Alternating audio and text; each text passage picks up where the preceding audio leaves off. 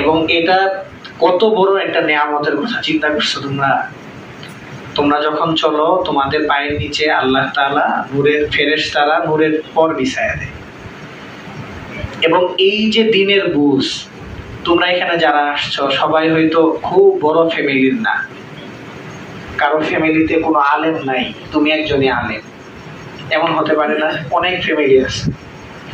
তো এই যে সব জায়গা থেকে বাছাই করে তোমাকে যে এখানে নিয়ে আসছে, আল্লাহ তাআলার জ্ঞান ইলম তোমাকে দান করতেছে, এইটার জন্য তোমাকে নিজেকে ওই রকম প্রস্তুত করে নেওয়া যে আল্লাহ তাআলাকে যেহেতু আমাকে বাছাই করে একটা জায়গায় নিয়ে আসছেন, আমাকে ইলমে ওয়াহী দান করবেন, এই জন্য নিজেকে রাখা।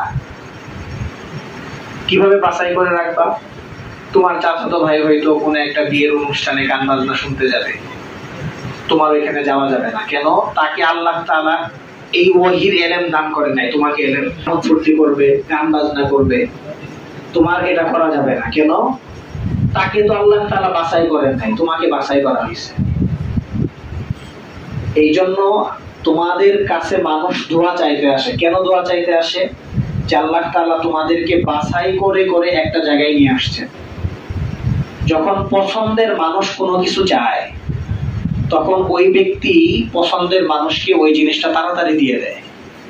তো তোমরা হচ্ছে আল্লাহ তাআলার পছন্দনীয় বান্দা, যেই কারণে তোমাদেরকে আল্লাহ তাআলা ইলমে ওয়াহী দান করতেছেন। সরাসরি ইলমে ওয়াহী, আল্লাহর কালাম।